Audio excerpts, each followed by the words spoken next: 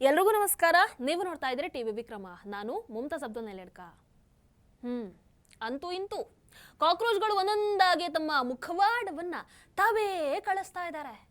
Ambedkar G, ಸಂವಿಧಾನ ಹೀಗೆ ಹೇಳ್ಕೊಂಡು ಓಡಾಡ್ತಾ ಇರುವಂತವರು ಯಾವ ರೀತಿ ಸಂವಿಧಾನಕ್ಕೆ ಅವಮಾನವನ್ನ ಮಾಡ್ತಾ ಇದ್ದಾರೆ, ಯಾವ ರೀತಿ ಸುಪ್ರೀಂ ಕೋರ್ಟಿಗೆ ವಿರುದ್ಧವಾಗಿ ನಡ್ಕೊಳ್ತಾ ಇದ್ದಾರೆ, ಯಾವ ರೀತಿ ಮೋದಿ ಸರ್ಕಾರಕ್ಕೆ ಧಮಕಿಯನ್ನ ಹಾಕ್ತಾ ಇದ್ದಾರೆ ಅನ್ನುವಂಥದ್ದನ್ನ ನೀವು ನೋಡ್ಲೇಬೇಕು. ಕಾಕ್ರೋಚ್ ಪ್ರತಿಭಟನೆಗೆ ಸಂಬಂಧಪಟ್ಟ ಹಾಗೆ ಈಗಾಗಲೇ ಬಂದಿರುವಂತಹ ಒಂದು ದೊಡ್ಡ ಸುದ್ದಿ ಏನನ್ನುವಂತ ನಿಮಗೆ ಗೊತ್ತಿದೆ. ಮಂಗಳವಾರ ಸುಪ್ರೀಂ ಕೋರ್ಟ್ ಈ ಪ್ರತಿಭಟನೆ ಸಮಯದಲ್ಲಿ ಒಂದಷ್ಟು ಮಂದಿ ಅರೆಸ್ಟ್ ಆಗಿದ್ರಲ್ವಾ, ಅಂಥವರಲ್ಲಿ ಯಾರಿಗೆಲ್ಲ ಅಪರಾಧ ಹಿನ್ನೆಲೆ ಇದೆಯೋ ಇವರನ್ನ ಬಿಡುಗಡೆ ಮಾಡುವಂತ ಸೀನ್ ಎಲ್ಲ ಇಲ್ಲ. ಅವರ ವಿರುದ್ಧ ಕಾನೂನು ಕ್ರಮ ಮುಂದುವರಿಯುತ್ತೆ ಅನ್ನುವಂಥದ್ದನ್ನ ಸ್ಪಷ್ಟಪಡಿಸಿದೆ. ನಿಮಗೆ ಗೊತ್ತಿದೆಯೋ ಇಲ್ವೋ, ನಾನು ಹಿಂದಿನ ಕಾರ್ಯಕ್ರಮದಲ್ಲೂ ಹೇಳಿದ್ದೀನಿ, ಈ ಸಿಜೆಪಿ ಪ್ರತಿಭಟನೆಯಲ್ಲಿ ಯಾರೆಲ್ಲ ಭಾಗಿಯಾಗಿದ್ದಲ್ವಾ ಅದರಲ್ಲಿ ಬಹಳಷ್ಟು ಮಂದಿ ಅಪರಾಧ ಹಿನ್ನೆಲೆ ಇರುವಂತವರೇ ಆಗಿದ್ರು. ದೆಹಲಿ ಪೊಲೀಸರು ಕೂಡ ಅದನ್ನ ಹೊರ ಹಾಕಿದ್ರು. ಆ ಲಿಸ್ಟ್ ಅನ್ನ ನಾನು ಮುಂದೆ ಹೇಳ್ತೀನಿ. ಆ ಲಿಸ್ಟ್ ಅನ್ನ ಕೇಳಿ ನಾನು ನಿಜವಾಗ್ಲೂ ಹೇಳ್ತೀನಿ, ನೀವು ಶಾಕ್ ಆಗ್ತೀರಾ. ಕೊಲೆ ಮಾಡಿದವರು, ರೇಪ್ ಮಾಡಿದವರು, ಇಂಥವರೆಲ್ಲ ಬಂದಿದ್ರು. ಮತ್ತೆ ಹೇಳ್ತೀನಿ. ಹಾಗಾಗಿ ಈಗ ಸುಪ್ರೀಂ ಕೋರ್ಟ್ ಕೇಳ್ತಾ ಇದೆ, ಅಪರಾಧಿಗಳನ್ನ ಹೆಂಗ್ ಬಿಡುಗಡೆ ಮಾಡೋದಕ್ಕಾಗತ್ತೆ? ಈ ಪ್ರಶ್ನೆಯನ್ನ ಯಾರಿಗೆ ಕೇಳ್ತಾ ಇದ್ದಾರೆ? ಪ್ರತಿಭಟನೆಯಲ್ಲಿ ಯಾರೆಲ್ಲ ಪಾಲ್ಗೊಂಡಿದ್ರು ಅವರು ಯಾರ ಮೇಲೂ ಕೂಡ ಕೇಸ್ ಮಾಡೋ ಹಾಗೆ ಇಲ್ಲ ಅಂತ ಪಟ್ಟು ಹಿಡಿದು ಕೂತಿದಾರಲ್ವಾ. ಅಭಿಜಿತ್ ದೀಪ್ಗೆ, ಸೌರವ್ ದಾಸ್, ಈ ಸೋಕಾಲ್ಡ್ ಹೋರಾಟಗಾರರಿಗೆ ಸುಪ್ರೀಂ ಕೋರ್ಟ್ ಹೇಳ್ತಾ ಇರುವಂತದ್ದು. ವೀಕ್ಷಕರಿನ್ನು ಕಾಕ್ರೋಚ್ ಪ್ರತಿಭಟನೆ ಸಂದರ್ಭದಲ್ಲಿ ನಡೆದಂತಹ ಆ ಹಿಂಸಾಚಾರದ ವಿಚಾರಣೆಯನ್ನು ನಡೆಸಿದಂತಹ ಸುಪ್ರೀಂ ಕೋರ್ಟ್ 18 ವರ್ಷಕ್ಕಿಂತ ಕಡಿಮೆ ವಯಸ್ಸಿನವರು, ಆಮೇಲೆ ಹಿಂದೆ ಯಾವುದೇ ಅಪರಾಧ ದಾಖಲೆ ಇಲ್ಲದಂತಹ ಆ ಮಕ್ಕಳನ್ನ ಬಿಡುಗಡೆ ಮಾಡಬೇಕು ಅಂತ ಆದೇಶವನ್ನ ಕೊಟ್ಟಿದೆ. ಅಂದ್ರೆ ಇಲ್ಲಿ ಈ ವಿಚಾರವನ್ನು ಅರ್ಥ ಮಾಡ್ಕೊಳ್ಳಿ. ಸುಪ್ರೀಂ ಕೋರ್ಟ್ ಹೇಳ್ತಾ ಇರೋದೇನು ಅಂತಂದ್ರೆ, 18 ವರ್ಷಕ್ಕಿಂತ ಕಡಿಮೆ ವಯಸ್ಸಿನ ಮಕ್ಕಳು ಆ ಹಿಂಸಾಚಾರದಲ್ಲಿ ಅಥವಾ ಆ ದುಷ್ಕೃತ್ಯದಲ್ಲಿ ಭಾಗಿಯಾಗಿದ್ರೆ ಅವರನ್ನ ಬಿಡುಗಡೆ ಮಾಡಿ, ಅವರ ವಿರುದ್ಧ ಯಾವುದೇ ಕಠಿಣ ಕ್ರಮವನ್ನ ಕೈಗೊಳ್ಳಬೇಡಿ. ಆದ್ರೆ ಸುಮ್ಮನೆ ಈ ವಿದ್ಯಾರ್ಥಿಗಳ ಮುಖವಾಡವನ್ನ ಹಾಕೊಂಡು ಬಂದಿದ್ರಲ್ವಾ, ಅಪರಾಧ ಹಿನ್ನೆಲೆ ಹೊಂದಿರುವಂಥವ್ರು, ಇನ್ನು ಬೇರೆ ಬೇರೆ ಬೇಡದ ಕೆಲಸವನ್ನ ಮಾಡಿದ್ರಲ್ವಾ, ಅವರ ವಿರುದ್ಧ ಕಾನೂನು ಕ್ರಮವನ್ನ ಕೈಗೊಳ್ಳಬಹುದು ಅಂತ ಒಂದೊಳ್ಳೆ ದಾರಿಯನ್ನ ಸುಪ್ರೀಂ ಕೋರ್ಟ್ ಓಪನ್ ಮಾಡಿ ಕೊಟ್ಟಿದೆ.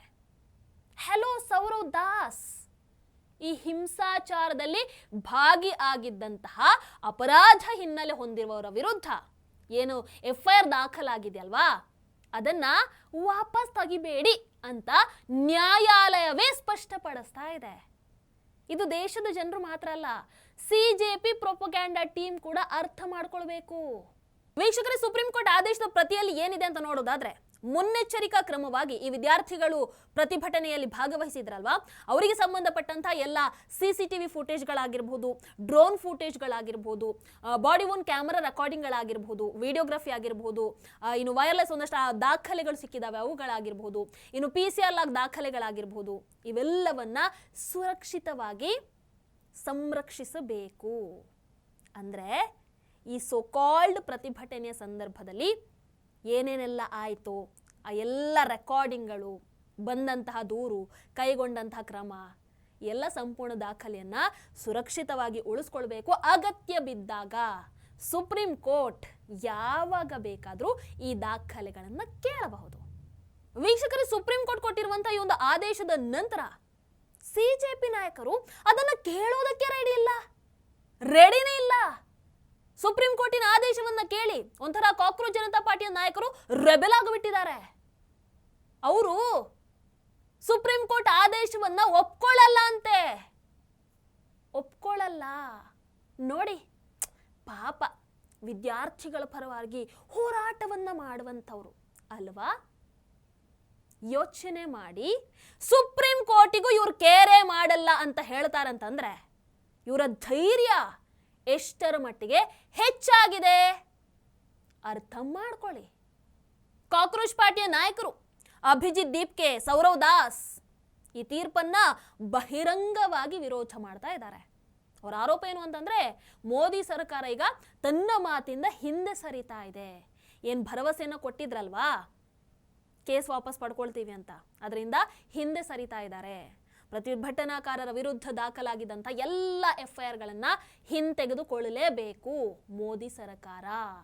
ಬೈ ಚಾನ್ಸ್ ಅವರದನ್ನ ಮಾಡಲಿಲ್ಲ ಅಂತ ಅಂದ್ರೆ ಕಾಕ್ರೋಚ್ ಜನತಾ ಪಾರ್ಟಿ ಮತ್ತೊಮ್ಮೆ ತನ್ನ ಪ್ರತಿಭಟನೆಯನ್ನ ಆರಂಭ ಮಾಡುತ್ತೆ. ಅಂದ್ರೆ ಮೋದಿ ಸರ್ಕಾರಕ್ಕೆ ಎಚ್ಚರಿಕೆಯನ್ನ ಕೊಡ್ತಾ ಇದ್ದಾರೆ, ಬೆದರಿಕೆಯನ್ನ ಹಾಕ್ತಾ ಇದ್ದಾರೆ, ಧಮಕಿಯನ್ನ ಹಾಕ್ತಾ ಇದ್ದಾರೆ. ಧೈರ್ಯ ಯಾವ ಲೆವೆಲಿಗೆ ಹೋಗಿ ನಿಂತಿದೆ ನೋಡಿ.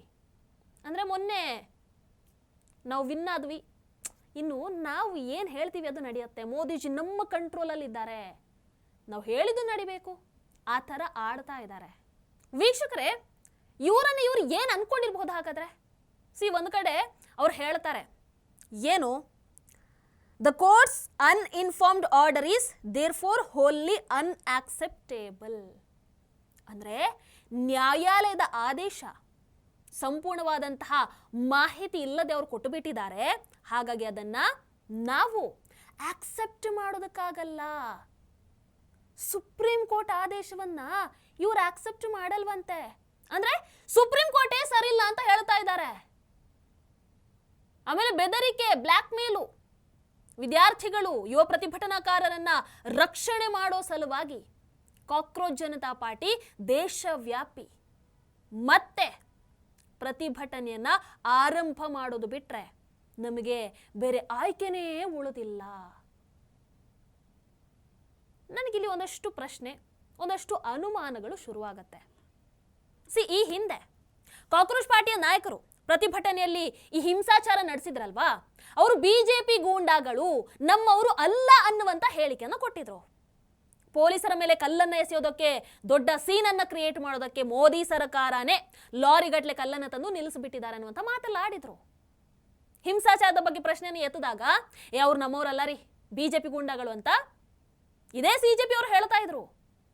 ಬಟ್ ಈಗ ಆಲ್ ಆಫ್ ದ ಸಡನ್ ಎಲ್ಲ ನಮ್ಮವರು, ಇವರ ಮೇಲಿರುವಂತ ಕೇಸ್ ವಾಪಸ್ ಪಡ್ಕೊಳ್ಳೇಬೇಕು ಅಂತ ಹೇಳ್ತಾ ಇರೋದ್ರ ಹಿಂದಿನ ಅರ್ಥ ಏನು, ಕಾರಣ ಏನು? ಸುಪ್ರೀಂ ಕೋರ್ಟ್ ಸ್ವತಃ ಅಪರಾಧ ಹಿನ್ನೆಲೆ ಹೊಂದಿರೋರ ವಿರುದ್ಧ ಪೊಲೀಸ್ ಕ್ರಮ ಕೈಗೊಳ್ಳಬಹುದು ಅಂತ ಹೇಳಿದ ಮೇಲೂ ಅದೇ ಜನರನ್ನ, ಅದೇ ಅಪರಾಧ ಹಿನ್ನೆಲೆ ಇರೋರನ್ನ ಕಾಕ್ರೋಚ್ ಪಾರ್ಟಿಯ ನಾಯಕರು ಯಾಕೆ ರಕ್ಷಣೆ ಮಾಡೋದಕ್ಕೆ ಪ್ರಯತ್ನ ಪಡ್ತಾ ಇದ್ದಾರೆ? ಹಿಂಸಾಚಾರ ನಡೆಸಿದಂಥವ್ರು ನಿಜವಾಗ್ಲೂ ಬಿಜೆಪಿ ಗೂಂಡಾಗಳೇ ಆಗಿದ್ದಿದ್ರೆ ಅವರನ್ನ ರಕ್ಷಣೆ ಮಾಡೋದಕ್ಕೆ ಕಾಕ್ರೋಚ್ ಜನತಾ ಪಾರ್ಟಿ ಯಾಕೆ ಮುಂದಾಗ್ತಾ ಇದೆ? ಅವ್ರು ನಮ್ಮವರಲ್ಲ, ಅವರನ್ನ ಬಂಧಿಸಿ ಅಂತ ಹೇಳ್ಬೇಕಾಗಿತ್ತಲ್ವಾ? ಹಾಗಾದ್ರೆ ಇಲ್ಲಿ ಒಂದಷ್ಟು ಸಾಧ್ಯತೆಗಳಿದ್ದಾವೆ. ಏನು? ಗೂಂಡಾಗಳನ್ನ ಸಿಜೆಪಿ ನಾಯಕರೇ ದುಡ್ಡು ಕೊಟ್ಟು ಕರೆಸಿದ್ರು. ಆ ಅಸಹ್ಯ ಕೊಳಕು ಭಾಷೆಯಲ್ಲಿ ಬಂದು ಮಾತಾಡ್ತಾ ಇದ್ರಲ್ಲ, ಒಂದಷ್ಟು ಹೆಣ್ಣು ಅನ್ನುವಂತಹ ಪದಕ್ಕೆ ಅವಮಾನವನ್ನ ತರುವಂಥವ್ರು, ಅವಮಾನವನ್ನ ಮಾಡಿದಂಥವ್ರು, ಅವರನ್ನೆಲ್ಲ ಹಣ ಕೊಟ್ಟೇ ಸಿಜೆಪಿ ನಾಯಕರು ಕರೆಸಿದ್ರು. ಅವರು ಬೇರೆ ಬೇರೆ ಕಡೆಯಿಂದ ಬಂದಿದ್ರು. ದೆಹಲಿಗೆ ಹೆಂಗ್ ಬಂದ್ರು? ಯಾರು ಕರ್ಕೊಂಡು ಬಂದ್ರು? ಅವರ ವಿಡಿಯೋ ರೆಕಾರ್ಡ್ ಮಾಡಿದ್ಯಾರು? ಅಪ್ಲೋಡ್ ಮಾಡಿದ್ಯಾರು? ಆ ಧೈರ್ಯವನ್ನ ಕೊಟ್ಟಿದ್ಯಾರು? ಮೋದಿಯನ್ನೇ ಟಾರ್ಗೆಟ್ ಮಾಡಿ ಬಾಯಿಗೆ ಬಂದ ಹಾಗೆ ಮಾತಾಡಬೇಕು ಅಂತ ಹೇಳಿದ್ಯಾರು? ಸಂಸತ್ತನ್ನೇ ಉರುಳಿಸ್ತೀವಿ ಅಂತ ಹೇಳಿದಂಥವನು ಅಭಿಜಿತ್ ದೀಪ್ಗೆ ಜೊತೆಗೆ ಮೊನ್ನೆ ಪಾರ್ಟಿ ಮಾಡ್ತಾ ಇದ್ದ. ನೀವೇ ಅಂತಹ ಗೂಂಡಾಗಳನ್ನ ಕರೆಸಿದೀರಾ ಅಂತಾಯ್ತು, ಅಥವಾ ನಿಮ್ಮ ಟೀಮೇ ಗೂಂಡಾಗಳದು ಅಂತಾಯ್ತು. ಈಗ ಎಲ್ಲರನ್ನ ರಕ್ಷಣೆ ಮಾಡೋ ಸಲುವಾಗಿ ಸುಪ್ರೀಂ ಕೋರ್ಟ್ ವಿರುದ್ಧನೇ ಹೋಗೋದಕ್ಕೂ ಕೂಡ ನೀವು ರೆಡಿ ಆಗಿಬಿಟ್ಟಿದ್ದೀರಾ.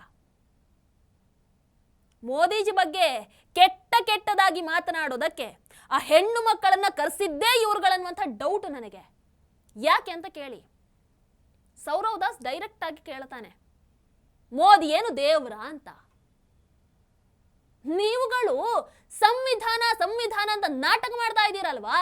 ಒಂದು ಪ್ರಧಾನಿ ಹುದ್ದೆಗೆ ಮೋದಿಜಿ ಬಿಜೆಪಿ ಬಿಡಿ, ಒಂದು ಪ್ರಧಾನಿ ಹುದ್ದೆಗೆ ಗೌರವವನ್ನು ಕೊಡಬೇಕನ್ನುವಂತ ಕಾಮನ್ ಸೆನ್ಸು ಇಲ್ವಾ ನಿಮಗೆ? ನೀವೇನ್ರಪ್ಪ ಮಾತಾಡೋದು? ಆಯ್ತು, ನಾಳೆ ನಿನ್ನ ಬಗ್ಗೆನೇ 100 ಮಂದಿ ಬಂದು ಕೆಟ್ಟದಾಗಿ ಬೈದ್ರೆ ನಡೆಯುತ್ತಾ? ನೀನೇನ್ ದೇವ್ರಲ್ವಲ್ಲ ಅಂತ ಹೇಳಿದ್ರೆ, ನೀವೆಲ್ಲ ಪ್ರೊಪಗ್ಯಾಂಡ ಜೊತೆಗೆ ಬಂದಿರುವಂತ ನರಿಗಳಲ್ವಾ ಅಂತ ಕೇಳಿದ್ರೆ ನಡೆಯುತ್ತಾ?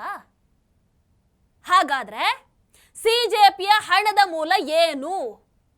ಇದರ ಹಿಂದೆ ಯಾರಿದ್ದಾರೆ, ಅಲ್ಲ ಯಾರಿದ್ದಾರೆ ಅನ್ನುವಂಥದ್ದು ಈಗ ಒಂದು ಸ್ವಲ್ಪ ಕನ್ಫರ್ಮ್ ಆಗ್ತಾ ಇದೆ. ಯಾಕಂದ್ರೆ ಸಿಜೆಪಿಗೆ ಯಾಕೋ ಅರವಿಂದ್ ಕೇಜ್ರಿವಾಲ್ ಅಂತಂದ್ರೆ ತುಂಬಾ ಪ್ರೀತಿ. ಪಾಪ ರಾಹುಲ್ ಅವರು ಕೂಡ ಸಿಜೆಪಿ ಪರವಾಗಿ ಹೋರಾಟ ಎಲ್ಲ ಮಾಡಿದ್ರು, ಆದ್ರೂ ರಾಹುಲ್ ಅವರ ಹೆಸರನ್ನು ಎತ್ತುತ್ತಾ ಇಲ್ಲ. ಅರವಿಂದ್ ಕೇಜ್ರಿವಾಲ್ ಅಂತಂದ್ರೆ ಏನೋ ಒಂದು ಪ್ರೀತಿ. ಈ ಫೇಕ್ ಉಪವಾಸ ಸತ್ಯಾಗ್ರಹ ಮಾಡಿಲ್ಲಲ್ವಾ ನೇಹಾ ಬೋರಾ, ಆಕೆ ಹೇಳ್ತಾಳೆ ಆಮ್ ಆದ್ಮಿ ಪಾರ್ಟಿ ಬಿಜೆಪಿ ಹಾಗೆ RSS ವಿರುದ್ಧ ಎಲ್ಲಿವರೆಗೂ ಕೆಲಸವನ್ನ ಮಾಡುತ್ತೋ ಅಲ್ಲಿವರೆಗೂ ಆಮ್ ಆದ್ಮಿ ಪಾರ್ಟಿ ಆರಂಭ ಮಾಡುವಂತಹ ಯಾವುದೇ ಚಳುವಳಿಗೂ ಆದ್ರೆ ಓಕೆ, ನಾವು ಬೆಂಬಲವನ್ನ ಕೊಟ್ಟೇ ಕೊಡ್ತೀವಿ, ಅವರ ಜೊತೆಯಾಗೆ ಇರ್ತೀವಿ. ವಾಹ್. ಆಮೇಲೆ ಅವರು ಒಂದು ಸೆಂಟೆನ್ಸ್ ಅನ್ನ ಕಂಪ್ಲೀಟ್ ಮಾಡೋದಕ್ಕೆ ಬಿಟ್ಟಿದ್ರು, ಪಾಪ ಅದನ್ನ ನಾನೇ ಕಂಪ್ಲೀಟ್ ಮಾಡ್ತೀನಿ. ಆ ಚಳುವಳಿಗಳಲ್ಲಿ ಈ ಒಂದು ಮೊನ್ನೆ ಪ್ರತಿಭಟನೆ ಕೂಡ ಒಂದಾಗಿತ್ತು. ನೀಟ್ ಮುಖವಾಡವನ್ನ ಹಾಕೊಂಡು ಬಂದಿದ್ದು ಅದರ ಒಂದು ಭಾಗ ಅಂತ ಹೇಳೋದನ್ನ ಬಹುಶಃ ಮರ್ತಿರಬಹುದೋ ಏನೋ. ಅರ್ಥ ಆಯ್ತಲ್ವಾ? ಪಾಪ ವಿದ್ಯಾರ್ಥಿಗಳ ಪರ ಹೋರಾಟವನ್ನ ಮಾಡಿದವರು ಇವರಲ್ಲ. ವೀಕ್ಷಕರ, ದೇಶದ ಇತಿಹಾಸದಲ್ಲೇ ಮೊಟ್ಟ ಮೊದಲ ಬಾರಿಗೆ ಕಾಕ್ರೋಚ್ ಪ್ರತಿಭಟನೆ ಏನಾಯ್ತಲ್ವಾ, ಅದು ಕೊಲೆ, ದರೋಡೆ, ಅತ್ಯಾಚಾರ ಪ್ರಕರಣಗಳ ಆರೋಪಿಗಳು ಕೂಡ ಭಾಗವಹಿಸಿದ್ದಂತಹ ಪ್ರತಿಭಟನೆ ಅಂತ ಹೇಳಲಾಗ್ತಾ ಇದೆ. ದೆಹಲಿ ಪೊಲೀಸರು ಬಿಡುಗಡೆ ಮಾಡಿರುವಂತಹ ಮಾಹಿತಿಯ ಪ್ರಕಾರ ಈ ಪ್ರತಿಭಟನೆಯಲ್ಲಿ ಅಪರಾಧ ಹಿನ್ನೆಲೆ ಹೊಂದಿರುವಂತವರು ಕೂಡ ಭಾಗವಹಿಸಿದ್ರು. ಅದರಲ್ಲಿ 163 ಮಂದಿ ಕೊಲೆ ಅಥವಾ ಕೊಲೆ ಯತ್ನ ಪ್ರಕರಣದ ಆರೋಪಿಗಳು, 284 ಮಂದಿ ದರೋಡೆ ಪ್ರಕರಣದ ಆರೋಪಿಗಳು, 92 ಮಂದಿ ಅತ್ಯಾಚಾರ, ಮಹಿಳೆಯರ ಮೇಲಿನ ದೌರ್ಜನ್ಯ, ಪೋಕ್ಸೋ ಕೇಸ್ ಈ ಪ್ರಕರಣದ ಆರೋಪಿಗಳು, 19 ಮಂದಿ ಅಪಹರಣ ಪ್ರಕರಣದ ಆರೋಪಿಗಳು, 66 ಮಂದಿ ಮಾದಕ ವಸ್ತು ಸಂಬಂಧಿತ ಅಪರಾಧ ಆರೋಪಿಗಳು. ಮೊನ್ನೆ ಏನ್ ನಡೀತು? ವಿದ್ಯಾರ್ಥಿಗಳಿಗೋಸ್ಕರ ನ್ಯಾಯವನ್ನ ಕೇಳುವಂತ ಹೋರಾಟ ನಡೀತು. ಆ ಹೋರಾಟದಲ್ಲಿ ಜಂತರ್ ಮಂತರ್ ಪ್ರತಿಭಟನೆಯಲ್ಲಿ ಇಂತಹ ಘಟಾನುಘಟಿಗಳು, ಮಹಾನುಭಾವರು ಭಾಗವಹಿಸಿದ್ರು. ಈಗ ಎಲ್ಲರೂ ಸೇರಿ ಕಾಕ್ರೋಚ್ ಪಾರ್ಟಿಯ ನಾಯಕರಿಗೆ 3 ಪ್ರಶ್ನೆಗಳನ್ನ ಕೇಳಬೇಕು. ಮೊದಲನೇದು, ಈ ಅಪರಾಧ ಹಿನ್ನೆಲೆ ಹೊಂದಿರುವಂತವರು ತಮ್ಮ ಪ್ರತಿಭಟನೆಯಲ್ಲಿ ಭಾಗಿ ಆಗ್ತಾ ಇದ್ದಾರೆ ಅನ್ನುವಂಥದ್ದು ಅವರುಗಳಿಗೆ ಗೊತ್ತಿತ್ತಾ? ಗೊತ್ತಿದ್ದರೆ ಅವರನ್ನ ತಡಿಲಿಲ್ಲ ಯಾಕೆ? ಅವರಿಗೆ ಪ್ರತಿಭಟನೆಯಲ್ಲಿ ಭಾಗವಹಿಸೋದಕ್ಕೆ ಅವಕಾಶವನ್ನ ನೀಡಿದ್ದು ಯಾಕೆ? ಎರಡನೇದು, ನಿಮಗೂ ಅವರಿಗೂ ಸಂಬಂಧನೇ ಇಲ್ಲಪ್ಪ, ಅವ್ರು ಯಾರಂತಾನೆ ಗೊತ್ತಿಲ್ಲ, ಅವ್ರು ಹೇಗೆ ಬಂದ್ರ ಅನ್ನುವಂಥದ್ದೇ ಗೊತ್ತಿಲ್ಲ ಅಂತ ಇದ್ದರೆ ಇವತ್ತು ಅವರ ಮೇಲೆ ಪೊಲೀಸ್ ಆಕ್ಷನ್ ಆಗಬಾರ್ದು, ಅವರ ಮೇಲೆ ಆಗಿರುವಂತ ಕೇಸನ್ನ ವಾಪಸ್ ಪಡ್ಕೊಳ್ಬೇಕು ಅಂತ ಪಟ್ಟು ಹಿಡಿದು ಕೂತಿರುವಂತದ್ದು ಯಾಕೆ? ಹಾಗಾದ್ರೆ ನಿಮಗೂ ಅವರಿಗೂ ಏನ್ರಿ ಸಂಬಂಧ? ಸಂಬಂಧ ಇದೆ ಅಲ್ವಾ ಹಾಗಾದ್ರೆ? ಮೂರನೇದು, ಇಂಥ ಅಪರಾಧ ಹಿನ್ನೆಲೆ ಹೊಂದಿರುವಂತವರು ಪ್ರತಿಭಟನೆಗೆ ಬಂದಿರುವಂಥದ್ದು, ಉಳಿದಿರೋ ಒಂದಷ್ಟು ಮಂದಿ ಆದ್ರೂ ಅಟ್ಲೀಸ್ಟ್ ನಿಮ್ಮನ್ನ ನಂಬಿ ಜೆನ್ಯೂನ್ ಆಗಿ ಬಂದಿರ್ತಾರಲ್ವಾ, ಆ ಪ್ರತಿಭಟನಾಕಾರರ ಸುರಕ್ಷತೆಯನ್ನ ಅಪಾಯಕ್ಕೆ ತಳ್ಳಿದ ಹಾಗೆ ಅಲ್ವಾ? ಹಾಗಾದ್ರೆ ಈ ಪ್ರತಿಭಟನೆಯ ಸಮಯದಲ್ಲಿ ಸುರಕ್ಷತೆಯ ಜವಾಬ್ದಾರಿಯನ್ನ ನಾವು ಯಾವುದೇ ಕಾರಣಕ್ಕೂ ಹೊತ್ಕೊಳ್ಳಿಲ್ಲ, ನಮ್ಮಿಂದ ಅದು ಸಾಧ್ಯ ಇಲ್ಲ ಅಂತ ನೀವು ಕನ್ಫರ್ಮ್ ಮಾಡ್ತೀರಾ? ಆಗತ್ತಾ? ಒಬ್ಬ ವ್ಯಕ್ತಿ ಅಥವಾ ಸಂಘಟನೆ ಪ್ರತಿಭಟನೆ ನಡೆಸಿ ತನ್ನ ಕಾರ್ಯಕರ್ತರನ್ನಾಗಿರ್ಬೋದು, ತನ್ನ ಬೆಂಬಲಿಗರನ್ನ ಕರೆಸ್ಕೊಳ್ಳುವಾಗ ಅವರೆಲ್ಲರ ಸುರಕ್ಷತೆಯ ಜವಾಬ್ದಾರಿ ಆ ಕರೆಸ್ಕೊಳ್ಳೋರ ಹೆಗಲ ಮೇಲೆ ಇರಬೇಕು, ಹೌದಾ? ಆ ಜವಾಬ್ದಾರಿಯನ್ನ ಓಕೆ ಹೊತ್ಕೊಳ್ಳೋದಕ್ಕೆ ಸಾಧ್ಯ ಆಗದೇ ಇದ್ರೆ ಆ ಹೊಣೆಗಾರಿಕೆ ಯಾರ್ದು? ಪೊಲೀಸರದ್ದು, ಪೊಲೀಸರ ಜವಾಬ್ದಾರಿ. ಅಂದ್ರೆ ಕಾಕ್ರೋಚ್ ಪಾರ್ಟಿಯ ನಾಯಕರು ಒಂದು ಕಡೆ ಪ್ರತಿಭಟನಾಕಾರರ ಸುರಕ್ಷತೆ ಜವಾಬ್ದಾರಿಯನ್ನ ಸ್ವತಃ ತಗೊಳ್ಳಲ್ಲ. ಅಪರಾಧ ಹಿನ್ನೆಲೆ ಹೊಂದಿರುವಂತವರೆಲ್ಲ ಒಳಗೆ ನುಗ್ಗಿ ಹಿಂಸಾಚಾರವನ್ನು ನಡೆಸ್ತಾರೆ, ತಮಗೆ ಬೇಕಾದ ಹಾಗೆ ನಡ್ಕೊಳ್ತಾರೆ, ಯಾರ್ಯಾರೆಲ್ಲ ಒಳಗೆ ಬರ್ತಾರೆ ಅದನ್ನ ತಡೆಯಲ್ಲ. ಮತ್ತೊಂದು ಕಡೆ ಆಯ್ತ್ರಪ್ಪ ನೀವಂತೂ ಮಾಡಲ್ಲ, ಪೊಲೀಸರು ಅವರು ತಮ್ಮ ಕರ್ತವ್ಯವನ್ನ ನಿರ್ವಹಿಸಿದ್ರೆ, ಎಲ್ಲರಿಗೂ ಸುರಕ್ಷತೆಯನ್ನು ಒದಗಿಸುವಂತ ಪ್ರಯತ್ನವನ್ನ ಮಾಡಿದ್ರೆ ಅದಕ್ಕೂ ನೀವು ಅವಕಾಶವನ್ನ ನೀಡಲಿಲ್ಲ, ಅವರ ಮೇಲೆ ಕಲ್ಲನ್ನು ಎಸೆದ್ರಲ್ವಾ? ಇವತ್ತು ಅವರೆಷ್ಟೆಲ್ಲ ಮಾಡಿದ ಮೇಲೂ ಪೊಲೀಸರು ಕ್ಷಮೆಯನ್ನ ಕೇಳಬೇಕು ಅಂತ ಹೇಳ್ತಾ ಇದ್ದೀರಲ್ಲ, ನೀವೆಂಥವ್ರಿ? ನೀವೆಂಥವ್ರು? ಅಪರಾಧ ಹಿನ್ನೆಲೆ ಹೊಂದಿರೋರ ವಿರುದ್ಧ ಕ್ರಮವನ್ನ ಕೈಗೊಳ್ಳಬಾರ್ದು, ಕೈಗೊಂಡ್ರೆ ನಾವು ಮತ್ತೆ ಪ್ರತಿಭಟನೆಯನ್ನ ಆರಂಭ ಮಾಡ್ತೀವಿ ಅಂತ ಧಮಕಿಯನ್ನ ಹಾಕ್ತಾ ಇದ್ದಾರಲ್ಲ. ಏನಿದೆ ಹಾಗಾದ್ರೆ? ಇಷ್ಟು ಧಮಕಿಯನ್ನ ಹಾಕೋರು ಹಾಗಾದ್ರೆ ಪ್ರತಿಭಟನೆ ಸಂಪೂರ್ಣ ಸುರಕ್ಷತೆ ಜವಾಬ್ದಾರಿಯನ್ನ ಮೊನ್ನೆ ನೀವೇ ಹೊತ್ಕೊಳ್ಬೇಕಿತ್ತಲ್ವಾ? ಯಾರು ಬೇಡ ಅಂತಂದ್ರು? ಪೊಲೀಸರೆಲ್ಲ ಹಿಂದೆ ಸರಿರಿ, ನಿಮ್ಮ ಅವಶ್ಯಕತೆನೇ ಇಲ್ಲ ನಮಗೆ, ಇಲ್ಲಿಯ ಸಂಪೂರ್ಣ ಸುರಕ್ಷತೆ ಜವಾಬ್ದಾರಿಯನ್ನು ನಾವೇ ವಹಿಸ್ಕೊಳ್ತೀವಿ, ನಮ್ಮ ಪ್ರತಿಭಟನೆಗೆ ಯಾರು ಬರಬೇಕು ಯಾರು ಬರಬಾರ್ದು, ಯಾರಿರಬೇಕು ಯಾರಿರಬಾರ್ದು ಅದನ್ನು ನಾವು ತೀರ್ಮಾನ ಮಾಡ್ತೀವಿ ಅಂತ ಹೇಳ್ಬೇಕಿತ್ತಲ್ವಾ? ಇವತ್ತು ಯಾಕೆ ಆ ಕಡೆ ಪೊಲೀಸರನ್ನು ದೂಷಿಸುವಂಥದ್ದು, ಈ ಕಡೆ ಅಪರಾಧಿಗಳ ಮೇಲೆ ಆಕ್ಷನ್ ತಗೊಳ್ಬಾರ್ದು? ಏನ್ ಹೇಳ್ಬೇಕಾಗಿ ಇದಕ್ಕೆ? ಹಾಗಾದ್ರೆ ಏನ್ ಹೇಳ್ಬೇಕು ಹೇಳಿ? ಈಗ ಬಂದು ಧಮಕಿ ಅಂದ್ರೆ ಇವ್ರ ಪ್ರಕಾರ ಮೊನ್ನೆ ನಾವು ಗೆದ್ದು ಬಿಟ್ವಿ, ಇನ್ನು ನಮ್ಮನ್ನ ಹಿಡಿಯೋರು ಯಾರು ಇಲ್ಲ, ನಾವು ಆಡಿದ್ದೇ ಆಟ ಅಂತ ಆಗ್ಬಿಟ್ಟಿದ್ಯಾ? ಮೊನ್ನೆ ಮೋದಿಜಿ ಒಂದು ಸ್ಟೆಪ್ ಹಿಂದೆ ಹೋಗಿದ್ದು ಆ ಜೆನ್ಯೂನ್ ವಿದ್ಯಾರ್ಥಿಗಳಿಗೋಸ್ಕರ. ಆ ಕನಸನಿತ್ತು, ತಪ್ಪಾಗಿದೆ, ಅದನ್ನು ಇನ್ನು ಮುಂದೆ ಯಾವ ರೀತಿ ತಿದ್ದಬೇಕು ಅನ್ನುವಂತಹ ಎಲ್ಲ ಲೆಕ್ಕಾಚಾರಗಳನ್ನು ಹಾಕಿ ಮುಂದೆ ಹೋಗ್ತಾ ಇದ್ದಾರೆ. ಬಿಲ್ಲು ಪಾಸ್ ಆಗಿ ಎಲ್ಲ ಆಗುತ್ತೆ, ಇನ್ನು ಬಿಡಿ. ನಿಮ್ಮಂಥ ಗೂಂಡಾಗಳಿಗೆ ಹೆದರಿ ಹಿಂದೆ ಸರಿದಿದ್ದಲ್ಲ. ಒಂದು ಹೆಜ್ಜೆ ಹಿಂದೆನ ಇಟ್ಟಿದ್ದಾರೆ ಅಂತಂದ್ರೆ ಅಲ್ಲಿ ಬಹಳಷ್ಟು ಲೆಕ್ಕಾಚಾರ ಇರುತ್ತೆ. ಒಂದಷ್ಟು ಮಾಹಿತಿಗಳ ಪ್ರಕಾರ ಅಮಿತ್ ಶಾಜಿ ಬಹಳಷ್ಟು ಮೀಟಿಂಗ್ ಮೇಲೆ ಮೀಟಿಂಗ್ ಅಂತ ಮಾಡ್ತಾನೆ ಇದ್ದಾರೆ. ಹಾಗಾದ್ರೆ ಏನು ಆಗ್ತಾ ಇದೆ ಅಂತ ಅರ್ಥ ಒಳಗಿಂದ. ಇನ್ನು ಯಾರ್ಯಾರ ಮುಖವಾಡ ಏನೇನು ಬಹುಶಃ ಅದು ಆದಷ್ಟು ಬೇಗ ಹೊರಗೆ ಬರುತ್ತೆ ಅಂತ ಅನ್ಸುತ್ತೆ. ಅಲ್ಲ, ಬರಬೇಕು. ಎಷ್ಟು ದಿನ ಅಂತ ವಿದ್ಯಾರ್ಥಿಗಳ ನ್ಯಾಯ ಅಂತ ಮುಖವಾಡನ ಹಾಕೊಂಡಿರೋದಕ್ಕಾಗತ್ತೆ? ಸಿಜೆಪಿ ವಕ್ತಾರ ಅಶುತೋಷ್ ರಾಂಕ, ಅದೇ ರೀತಿ ಸಿಜೆಪಿ ಒಂದಷ್ಟು ಸದಸ್ಯರು ಈ ರೈತ ಮುಖಂಡ ರಾಕೇಶ್ ಟಿಕಾಯತ್ ಜೊತೆಗೆ ಒಂದು ಸಭೆಯಲ್ಲಿ ಸೇರ್ಕೊಳ್ತಾರೆ. ವಿದ್ಯಾರ್ಥಿಗಳ ನ್ಯಾಯ ಕೊಟ್ಟಿದ್ದಾಯ್ತು, ನೀನು ನೆಕ್ಸ್ಟ್ ಏನು ಮಾಡೋಣ ಅಂತ. ಅಲ್ಲಿ ಸಭೆಯಲ್ಲಿ ಅಶುತೋಷ್ ರಾಂಕ ಹೇಳ್ತಾನೆ, ದೇಶದ ರೈತರು, ವಿದ್ಯಾರ್ಥಿಗಳು, ಯುವಕರು ಈಗ ಎಲ್ಲ ದಿಕ್ಕಿನಿಂದ ಸರ್ಕಾರವನ್ನ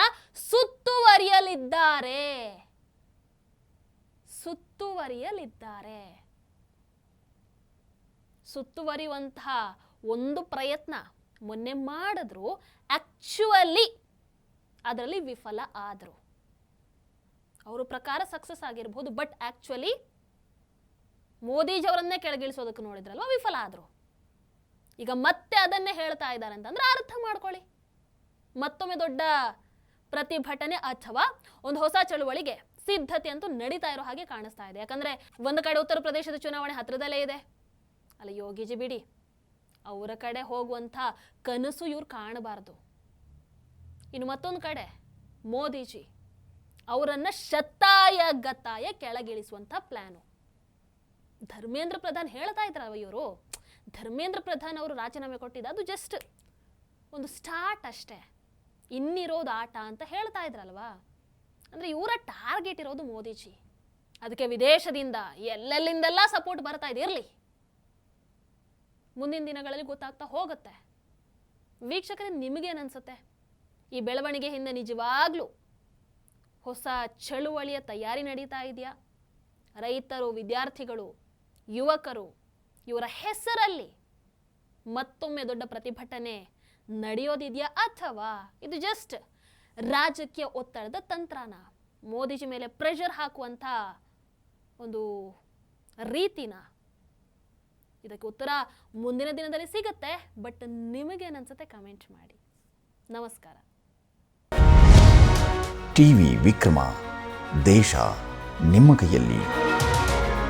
ಈ ಕಾರ್ಯಕ್ರಮ ನಿಮಗೆ ಇಷ್ಟ ಆಗಿದ್ದಲ್ಲಿ ಲೈಕ್, ಶೇರ್ ಹಾಗೂ ಕಮೆಂಟ್ ಮಾಡಿ.